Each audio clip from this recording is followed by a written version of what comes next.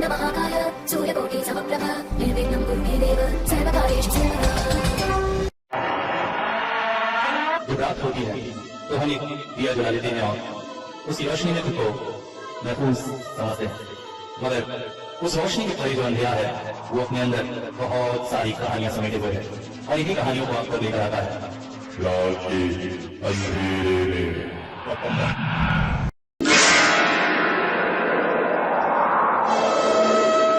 सुदूर वन प्रदेश में एक गांव है बागमुड़ी। बागमुड़ी के पास से ही बहती है चंदना नदी। कहते हैं एक समय चंदना जब अपने शवाब पर थी तो यहाँ पर बड़े बड़े व्यापारियों के जहाज आया करते थे, मगर धीरे धीरे वक्त के साथ नदी का स्रोत सूखता गया, गांव भी पिछड़ता सा गया। इसी गांव में स्कूल मास्टर हैं राकेश चौधरी। राकेश अनाथ है। गांव के मुखिया देवेंद्र सिंह ने उसकी काफी मदद की है। देवेंद्र सिंह स्वभाव से एक बहुत दयालु व्यक्ति है। गांव के उत्थान में उनका बहुत हाथ है। वैसे देवेंद्र सिंह का परिवार एक समय गांव के जमींदार थे, मगर आजादी के बाद जब जमींदारी छीन गई तब उन्होंने राजनीति में हाथ आजमाया और आजादी के बाद से उनका परिवार ही इस जगह चुनाव जीतता आया है। एक तरह से उनका परिवार यहाँ का नेता परिवार है, मगर स्वभाव से अत्यंत दयालु और कृपालु देवेंद्र आज भी गांव में किसी बड़े जमींदार से कम धाक नहीं रखते हैं और इसका कारण है गांव के लिए किए गए उनके काम। गांव को पक्की सड़क दिलाना हो, चाहे बिजली पानी की व्यवस्था हो या फिर इस स्कूल की ही व्यवस्था क्यों न हो, इन सारे के लिए उन्होंने अपना जी जान लगाया है। इसलिए तो इतने घने जंगल प्रदेश में होने के पश्चात भी उनका गांव अपेक्षाकृत काफी उन्नत है और इसी बात के लिए गांव का हर एक व्यक्ति उन पर जान छिड़कता है। राकेश की भी जब यहाँ पोस्टिंग हुई थी तो उसके रहने खाने की व्यवस्था कराने के लिए उन्होंने ही पहला कदम बढ़ाया था। राकेश भी उन्हें अत्यंत सम्मान के साथ देखता है, मगर पिछले कुछ दिनों से उनके परिवार पर जैसे मुसीबतों का पहाड़ टूटा हुआ है। अचानक ही जमींदार और उनके दोनों बेटे बीमार से हो गए हैं। शरीर सूखता जा रहा है, काले होते जा रहे हैं, हमेशा डरे डरे से रहते हैं। उनकी नजरें जैसे आसपास किसी भयानक वस्तु को देखकर डरी हुई रहती हैं। कुछ बुदबुदाते भी रहते हैं, मगर क्या ये समझ में नहीं आता है। अगर वो समझ जाते तो उनके रोग का आधा जड़ तो समझ में आ ही जाता। ऐसा नहीं है कि परिवार ने उनके इलाज का प्रयास नहीं किया है। आसपास के कविराज, वैद्यराज और बड़े बड़े डॉक्टर्स तक बुलाए गए हैं, मगर कोई भी रोग समझने में असफल है। किसी भी तरह का कोई भी टेस्ट सफल नहीं हो पा रहा। राकेश अपने कमरे में बैठकर यही सब सोच रहा था। मन में उसने सोचा एक बार अगर हो सके तो बड़े शहर से कोई अच्छा डॉक्टर बुलाकर वो दिखाए, क्योंकि सिंह परिवार के उस पर जितने एहसान है, अगर उस परिवार के लोगों को कुछ हो गया तो, मगर परिस्थितियां तो बहुत ही बुरी दिख रही हैं। क्या किया जा सकता है? तभी राकेश ने एम्स के डॉक्टर को चिट्ठी भी लिखी। चिट्ठी का जो जवाब आया उसे पढ़कर राकेश अत्यंत निराश हुआ, क्योंकि वहां से डॉक्टरों की एक टीम आएगी, मगर कम से कम 10 से 15 दिन लग जाएंगे। और जो हालात दिख रहे हैं उसे देखकर ऐसा लग रहा है सिंह परिवार के पास ज्यादा समय नहीं है। तभी अचानक बाहर राकेश का नाम लेकर किसी ने पुकारा, अरे भाई राकेश, हो क्या घर में? राकेश दौड़ता हुआ बाहर निकला। गांव के पुरोहित ब्रह्मानंद जी उसके दरवाजे पर खड़े थे। 90 वर्ष की आयु के पुरोहित ब्रह्मानंद गांव के सबसे वृद्ध व्यक्ति थे, मगर मां की भक्ति में इस तरह से लीन थे कि इस उम्र में भी प्रतिदिन सिंह परिवार द्वारा बनाए गए मंदिर में सुबह शाम पूजा करते थे। हालांकि उनके बेटे भी उनकी मदद अवश्य करते थे, मगर घर में बैठकर आराम करना ब्रह्मानंद को स्वीकार नहीं था। उनकी इच्छा यही थी कि मां की पूजा करते ही उनके प्राण इस शरीर से निकले। उन्हें अपने द्वार पर खड़े देखकर राकेश चौंक पड़ा। अरे आइए गुरुजी, पधारिए। घर में ले जाकर उन्हें बैठाया, फिर एक संदेश और पानी देते हुए बोला, आपने यहाँ आने का कष्ट क्यों किया? इतनी दूर चल के आने की वजह से ब्रह्मानंद हाँप रहे थे। पानी पीने के पश्चात थोड़ा सा आराम करके वो बोले, अरे बेटा, तुमको तो सिंह जी अपना बेटे की तरह ही मानते हैं, कुछ करो। हालत तो तुम देख रहे हो। अरे तुम तो शहर के लोग हो, शहर से कोई अच्छा डॉक्टर बुलाओ, कुछ करो। हालात तो अच्छे नहीं दिख रहे हैं। देखिए, मैं भी इसी बात को लेकर परेशान हूं। मैं सोच रहा था हम सब गांव वाले मिलकर कोई एक उपाय सोचते हैं, क्यों ना आज शाम को गांव की चौपाल पर मिले। हाँ, सही कहते हो। ठीक है बेटा, मैं निकलता हूं, गांव के सब लोगों को शाम को बुलाता हूं। शाम ढलने लगी थी। राकेश मन ही मन सोच नहीं पा रहा था कि आखिर इन सब का तोड़ क्या है, और इसी के चलते उसे चौपाल में पहुंचने में थोड़ी देर हो गई। चौपाल गांव से बाहर की तरफ थी। यहां स्ट्रीट लाइट की व्यवस्था नहीं है, इसलिए 4 बैटरी वाला टॉर्च लेकर वो चौपाल की तरफ चल पड़ा। चौपाल में कुछ दूरी पर पहुंचने पर ही उसने देखा लगभग आधा गांव वहां उपस्थित था। एक बड़ी सी गैस बत्ती वहां जल रही थी। यहां पर लाइट की व्यवस्था नहीं थी। गैस बत्ती की रोशनी थोड़ी दूरी तक ही अंधेरे को खत्म कर रही थी। उसके बाद चारों ओर घना अंधेरा था। उसे समझ में आ गया सब उसी का इंतजार कर रहे हैं। चौपाल पर पहुंचकर सबसे देरी के लिए माफी मांगी। अचानक चौधरी सुरेंद्र बोल पड़े, अरे अच्छा हुआ तुम आए। मेरा क्या कहना है सुनो। मुझे लगता है ये सब कोई डॉक्टरी बीमारी नहीं है। सिंह परिवार पर कोई बुरी आत्मा का साया है। किसी अच्छे पैगा गुनिया को बुलाओ, काम कराओ और इंतजार मत करो। अचानक शमशुद्दीन बोल पड़ा। शमशुद्दीन शहर में रहकर वकालत की पढ़ाई कर रहा है। उसके पिता की तबीयत खराब होने की वजह से अपनी जगह उन्होंने उसे भेजा था। क्या बात करे काका, हम क्या अब ये सब करेंगे? एक बैगा कुनिया आकर सिंह और उनके बच्चों को झाड़ू से मारेगा, फूकेगा, इससे क्या सब कुछ ठीक होगा पाएगा? तो तुम्हारे पास कोई और उपाय है? अब तो लगता है कोई बुरी आत्मा ही हमारे गांव में घुसी है, मगर आज के जमाने में ये सब बातें करना क्या। थोड़ी देर में चौपाल आपस में बहस का मैदान बन गए। कुछ लोग विज्ञान के पक्ष में थे और किसी अच्छे डॉक्टर को बुलाने के पक्ष में थे। कुछ लोगों का मानना था कि तंत्र मंत्र से ही अब इन सब से निवारण हो सकता है। राकेश बैठा ये सब बातें सुन रहा था। अचानक उसकी नजर पास के देव मंदिर की तरफ गई। वहां किसी की परछाई थी। वो चीख पड़ा, कौन है वहां? सामने आओ। उसकी चीख सुनकर सभी ने उस तरफ देखा। अचानक अंधेरे से एक व्यक्ति प्रकट हुआ, मगर उसके हालात देखकर सबको अत्यंत निराशा हुई। बिखरे बाल, शरीर पर एक अलखल्ला सा पहना हुआ जो भी जगह जगह से फटा हुआ था, कंधे में एक मैला कुचेला झोला, गाल में बड़ी बड़ी दाढ़ी। देखकर ऐसा लगता था जैसे पागल हो। सामने आते ही वो बोला, साहब गांव वालों को नमस्कार, मेरा नाम हरिनाथ है। कहने के साथ साथ वो जमीन पर धम से बैठ गया। हाँ, अभी सब सोच ही रहे थे कि वो कौन है कि शमशुद्दीन बोल पड़ा, अरे मैं जिस दिन गांव में आ रहा था, आप नदी के घाट पर घूम रहे थे ना? हाँ। उसके हालात देखकर सबको समझ में आ रहा था कि वो कोई सीधा साधा व्यक्ति नहीं है।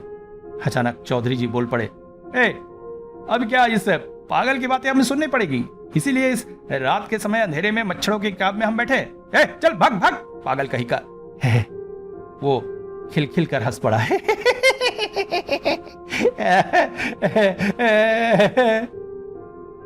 सबको घोर निराशा हो रही थी, मगर उसमें कुछ ऐसा था कि जब वो बोलना शुरू किया तो सब उसकी बातें सुनने लगे। बाबू लोग गुस्सा मत होइएगा। मैं दिखने में पागल हूँ, मगर मैं ही हूँ जो आप लोगों के गांव को मुसीबत से बचा सकता हूँ। क्या क्या बक रहा है तू? हाँ, सिंह परिवार पर जो मुसीबत आई है वो किसी साधारण वैगा गुनिया के द्वारा दूर होने वाली नहीं है। आप लोग अगर कहे तो मैं आप लोगों को इसका उपाय बता सकता हूं। सबने उसकी बात सुनने से इनकार किया, मगर राकेश बोल पड़ा, आप लोगों के पास इसके अलावा कोई उपाय है? एक बार उसकी सुन लेने में क्या बुराई है? अचानक राकेश ने कहा, आप बोलिए। धन्यवाद बाबू। देखिए देखिए, आप लोगों के गांव पर जो मुसीबत आई है इसका मुख्य कारण है सिंह परिवार का छोटा बेटा। उसकी एक बहुत बड़ी गलती की वजह से ही सिंह परिवार यह तकलीफ भुगत रहा है। असली में इस बात की शुरुआत आज से कई सौ साल पहले होती है। आप लोगों को तो पता ही होगा, पास ही जंगलों में भील जाती रहती है जो हर साल सावन पूर्णिमा के दिन नदी में इकट्ठा होती है। उनका एक विशेष तरह का कोई पूजा पाठ होता है। हाँ, ये तो हम सभी को पता है। इस पूजा पाठ की शुरुआत हुई थी आज से 150 साल पहले। उस समय नदी अपने उफान में रहती थी। ये भील लोग जरा अजीब से हैं। इनमें गांव में मुखिया होने पर भी एक खास महिला का इन सब पर नियंत्रण रहता था, जिसे ये लोग गुनीन माई कहते हैं। उस गुनीन माई का अभिशाप ही सिंह परिवार पर कहर बनकर टूट रहा है। उस समय नदी अपने उफान पर होती थी। ऐसे में बहुत सारे सौदागर अपने बड़ी बड़ी नाव से यहाँ व्यापार करने आते थे। ये तो आप लोगों को पता ही होगा। हाँ, हम सब जानते हैं इस बारे में। ऐसे में ये भी लोग अपनी बड़ी बड़ी नावों को सजाकर यहाँ लाकर लगाते थे और अपने साथ लाई हुई कुछ सामानों की बिक्री करते थे। इनमें बहुत शक्ति है। ये लोग भूत पेत तंत्र मंत्र जादू टोना वगैरह कर सकते हैं, इसलिए लोग इनके पास मदद मांगने आते थे। इसके साथ साथ कुछ खास तरह के रसायनों से बने हुए कुछ तेल भी होते थे उनके पास, जो शरीर की कई तरह की बीमारियां, लकवा और जोड़ों का दर्द वगैरह ठीक करती थी। साथ ही कुछ अजीबोगरीब यंत्र, मुखौटे, खिलौने वगैरह भी बनाते थे और ये सब बेचा करते थे।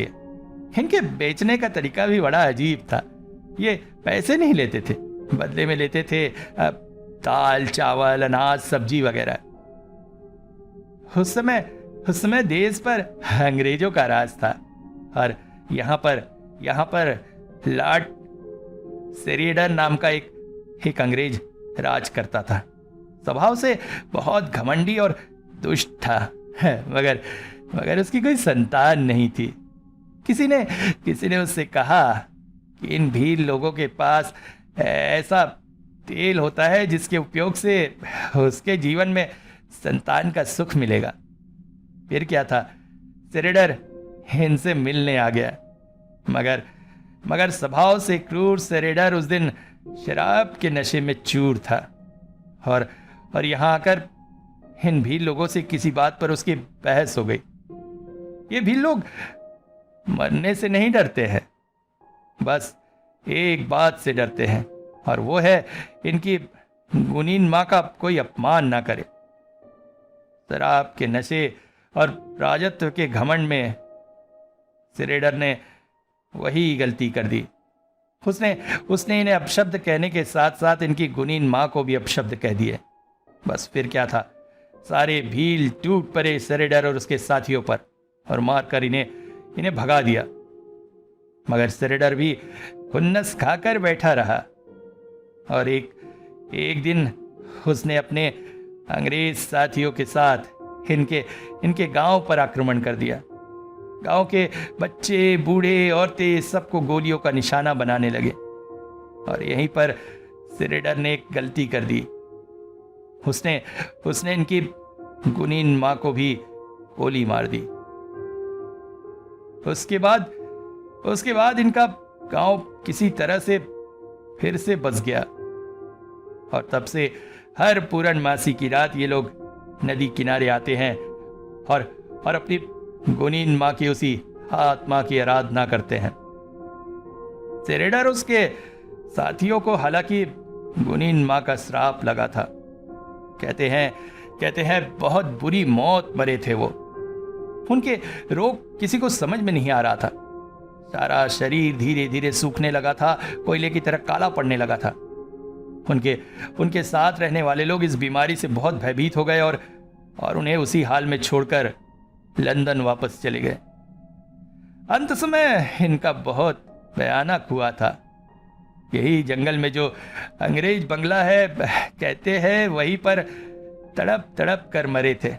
अंत समय में मुंह में अन्न का दाना और पानी डालने वाला भी कोई नहीं था। आज भी उस बंगले में अगर कोई जाए तो उनकी लाशों की हड्डियां इधर उधर बिखरी मिलती हैं। एक समय एक अंग्रेज पादरी भी आए थे। उन्होंने इनकी आत्माओं को शांति देने की कोशिश की, मगर वो भी डरकर यहां से चले गए। उनका भी मानना था कि गुनीन माँ की आत्मा इन लोगों को कभी मुक्त नहीं होने देगी। अभी 2 हफ्ते पहले की ही बात है। श्रावण पूर्णिमा के दिन भी लोग नदी किनारे अपना उत्सव मना रहे थे। तभी सिंह परिवार का छोटा बेटा अपने दोस्तों के साथ नाव में मौज मस्ती करता हुआ नदी में घूम रहा था। घूमते घूमते अचानक उनकी गलती से उनके साथ लाई गई शराब की एक बड़ी सी खेप नदी में गिर गई। हालांकि वो लोग शराब के नशे में झूम रहे थे, मगर उनका पागलपन कम नहीं हो रहा था। वो और नशा करना चाहते थे। इसीलिए जब शराब उन्हें नहीं मिल रही थी तो वो पागल उठे, नाव के कर्मचारियों को गाली गलौज करने लगे। तब नाव के कर्मचारी ने बताया कि इन भील लोगों के पास नशे के बहुत से सामान मिल सकते हैं। सुनते ही उसने नाव इनकी तरफ मोड़ लेने के लिए कहा। उसने अपने दोस्तों पर रौब जमाया कि गांव में उसकी बहुत धाक है। उसके परिवार से पूरा गांव डरता है। वो जो कहेगा सब करेंगे। नाव को भील लोगों की नाव के पास रोका गया। भीलों का सरदार उससे मिला, मगर उसने कहा, बाबू, शराब का हमारे पास कोई कमी नहीं है। हम तुमको जी भर के शराब पिए का मौका दे, मगर अभी हमारा अनुष्ठान चल रहा है। जब तक गुनीन माँ की आराधना पूरी नहीं हो जाती है, हम तोहरा कोई मदद नहीं कर सकत। थोड़ा इंतजार कर, हम तोहरा इच्छा जरूर पूरे करे। उसका जवाब सुनकर वो वापस नाव पर आ गया और इंतजार करने लगे, मगर इंतजार की घड़ियां थी कि खत्म ही नहीं हो रही थी। दूसरी तरफ नशे की चाहत पूरे नाव के लोगों में बढ़ती जा रही थी। सिंह का छोटा बेटा फिर से उन लोगों के पास गया, मगर अब की बार भी मुखिया ने वही जवाब दिया। जब वो अपना सा मुंह लेकर नाव में वापस लौटा तो उसके शराबी दोस्तों ने उसे बुरा भला कहना शुरू कर दिया। उस पर ताने देने लगे कि उसकी पहुंच तो बहुत ज्यादा है, मगर एक बोतल शराब भी नहीं जुगाड़ सका। इसी बात पर वो क्रोध से भर उठा और फिर अपने साथियों के साथ बंदूक लेकर वो उन भीलों के पास जा पहुंचा और मुखिया पर बंदूक तानकर शराब देने के लिए कहा। मगर मैंने पहले ही कहा था, ये भील मरने से नहीं डरते। ये लोग उनके सामने तन कर खड़े हो गए और फिर दोनों के बीच घमासान युद्ध शुरू हो गया। जमींदार के बेटे और उसके दोस्त पिशाच बने थे। उन्होंने कई भीलों को मार दिया, नाव में आग लगा दी। जहां अंदर तपस्या कर रहे लोग जलकर मर गए। भील की महिलाएं किसी तरह से अपनी इज्जत बचाकर जंगल के अंदर भागी। इसके बाद अगली सुबह जंगल से सब लोगों को नशे की हालत में सिंह के घर लाया गया और उन्हीं के साथ घर में प्रविष्ट हुई कुनीन मां की आत्मा, जिसने जिसने सिंह परिवार के सारे मर्दों को अपने वश में कर लिया है। धीरे धीरे वो उनके शरीर से जीवन शक्ति सोखती जा रही है और एक दिन ऐसा आएगा जब इनके शरीर में प्राण नहीं रहेंगे। मगर तुम लोग इतने निश्चिंत मत बैठो, क्योंकि जैसे ही सिंह परिवार के पुरुषों के शरीर से प्राण निकल जाएंगे, कुनीन मां का श्राप गांव के हर एक घर पर फैल जाएगा और फिर तुम्हारा पूरा गांव शमशान बन जाएगा। देखा, मैंने पहले ही कहा था। अरे तुम लोग समय मत बर्बाद करो, जाओ पास के गांव के शंभू गुनीन को बुलाकर लाओ, वही इन सब से छुटकारा दिला सकता है। अपने तर्क पर बल मिलते हुए चौधरी जोर से चिल्ला उठे थे, मगर तभी सामने बैठा वो व्यक्ति बोला, बाबू माफ करिएगा, मगर ये शंभू गुनीन के बस का काम नहीं है, क्योंकि गुनीन मां की आत्मा इतने गुना शक्तिशाली है कि शंभू गुनीन तो क्या, उसकी 7 पुश्ते भी उनका कुछ नहीं बिगाड़ सकती हैं। तो फिर इसका उपाय क्या है बाबा? मैं बता रहा हूं ना आप लोगों को, चिंता मत करिए। इसके लिए पुरोहित ब्रह्मानंद जी को प्रस्तुत होना पड़ेगा। बताइए मुझे क्या करना है, मैं सब कुछ करूंगा। देखिए, आप बहुत सिद्ध पुरुष है, इसीलिए ये जिम्मेदारी मैं आपको दे रहा हूं।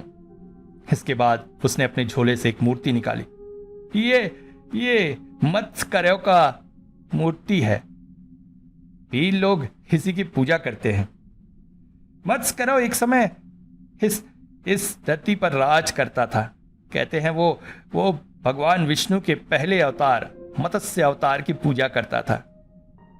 गुनीन मां को अगर कोई वश में कर सकता है तो ये मत्स्यकर्यों देवता। आपको मैं एक पोथी दे रहा हूं, इसमें पूजा पाठ की सारी विधि लिखी है। कल अमावस्या तिथि है, कल ही आप इस पूजा पाठ को संपन्न करिए। मेरा पूरा विश्वास है गुनीन मां की आत्मा इससे अवश्य शांत हो जाएगी और आपका गांव मुसीबत से बच जाएगा।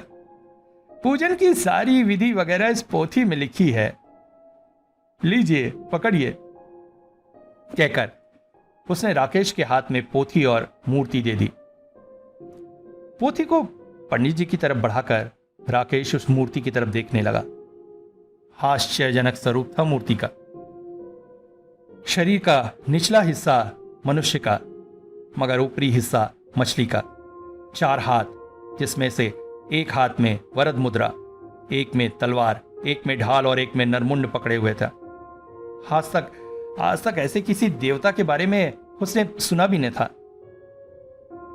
मगर आप तो हमारे साथ, कहकर राकेश ने जैसे ही उस ओर देखा, वहां कोई भी न था।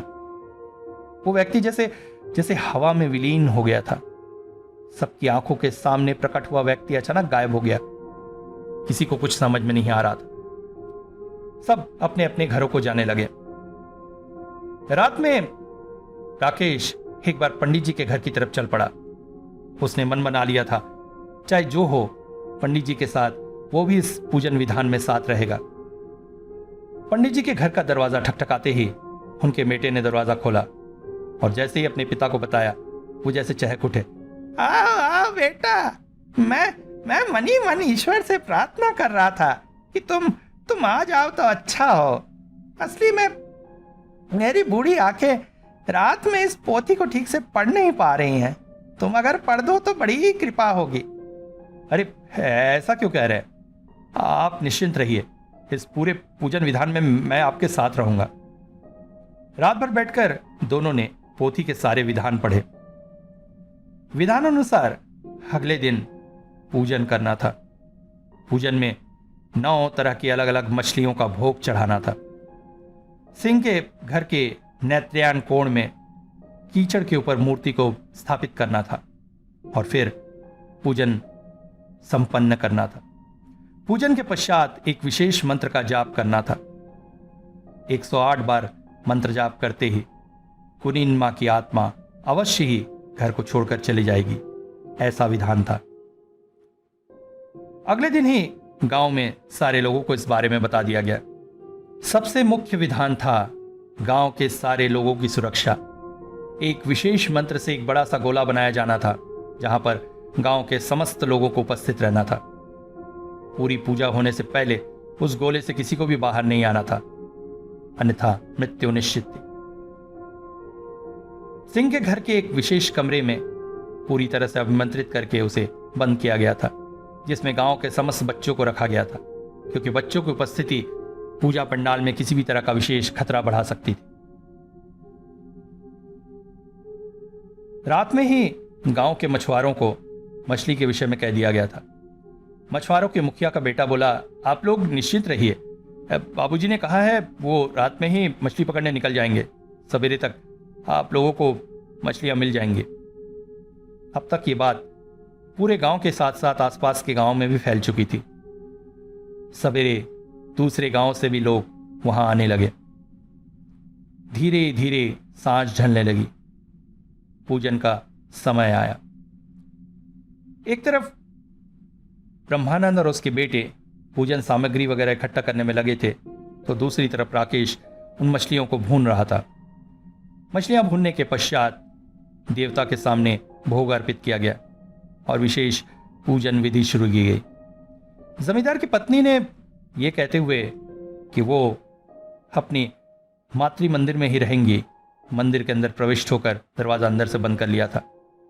जमींदार और उसके बेटे हाट पर पड़े पड़े अभी भी इधर उधर ध्यान तक नजरों से देख रहे थे। जैसे जैसे पूजन विधि आगे बढ़ने लगी, सबने महसूस किया आसपास का वातावरण जैसे भारी होने लगा। फिर अचानक आसमान से तेज बिजलियां कड़कने लगी और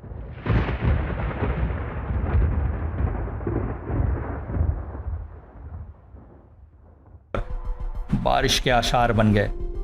तेज आंधी सी चलने लगी थी। तभी अचानक कुछ गांव वाले चीख पड़े, भाग भाग। उधर से कुछ और लोग चीखे, सांप, ढेर सारे सांप। राकेश जानता था उनका गांव जंगल के बीच होने के बाद भी भालुओं को उत्पात है, मगर बाघ यहां पर नहीं है। और फिर अचानक इतने सारे सांपों का प्रकट होना।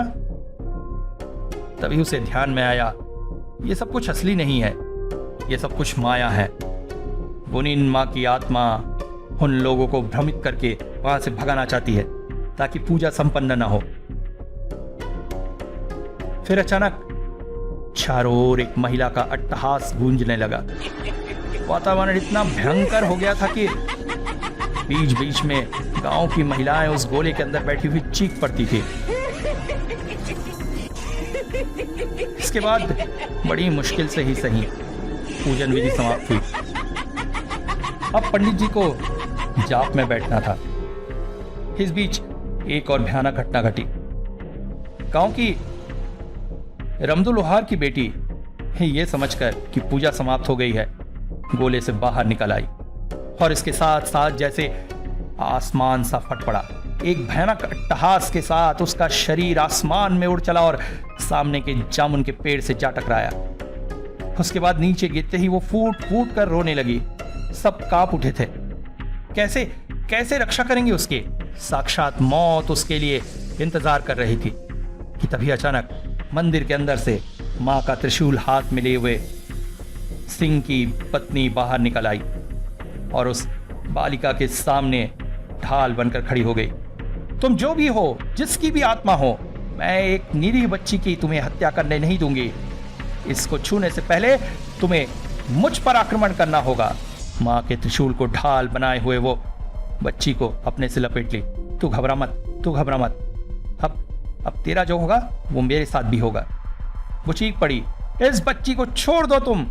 मैं तुमसे निवेदन करती हूं, अन्यथा मां के इस अभिमंत्रित त्रिशूल का सामना करो। चारों ओर एक अट्टहास सा गूंज उठा, मगर बच्ची पर आक्रमण नहीं हुआ। दूसरी तरफ पंडित जी जल्दी जल्दी जाप करने लगे। जैसे जैसे जाप बढ़ता जा रहा था, धीरे धीरे वातावरण और अधिक भयंकर होता चला जा रहा था। जाप की समाप्ति के पश्चात ब्रह्मानंद फूट फूट कर उठे। माँ दया करो माँ, तुम तो माँ हो, इस गांव के लोगों ने तुम्हारे लिए बुरा जरूर किया है, मगर अपने बच्चों को नुकसान पहुंचाकर तुम्हें क्या मिलेगा माँ? जिसने पाप किया उसे सजा तो मिली है, मगर उसके साथ साथ उसके पूरे परिवार को इस तरह से सजा देना क्या सही है माँ? माँ, इन्हें क्षमा कर दो, इन्हें माफ कर दो। तुम तो भीलों की अधिष्ठात्री देवी हो माँ, हम भी तो तुम्हारे ही बच्चे हैं। हम पर दया करो माँ, अपना क्रोध शांत करो माँ, माफ कर दो, सबको माफ कर दो। ब्रह्मानंद के ये वचन जैसे हवा में गूंजने लगे थे और फिर अचानक चमत्कार हुआ, फिर अचानक जाप पूर्ण हुआ और उसके साथ साथ वातावरण भी बदलने लगा। अचानक ही एक ठंडा सा झोंका सबके शरीर को छूकर जैसे अदृश्य हो गया। अचानक एक गांव वाला चीख उठा, पूजा सफल हुई, देखिए सिंह साहब और उनके बेटों के हालत देखिए। सबने उस ओर मुड़कर देखा। सिंह और उसके बेटों के चेहरे से डर के भाव धीरे धीरे जा रहे थे। उनका शरीर सामान्य हो रहा था। सब खुशी से नाच उठे थे। इसके बाद परिस्थितियां धीरे धीरे सामान्य होने लगी। गांव वाले भी इस बात को भूलने लगे, मगर राकेश को एक बात आज तक समझ में नहीं आई। आखिर वो व्यक्ति कौन था जिसने इस सारी समस्या के जड़ को उन्हें बताया था और उसके साथ साथ मत्स्य देवता की मूर्ति और वो पोथी दी थी, जिससे गुनिन मां की आत्मा को उस गांव से बाहर किया जा सका।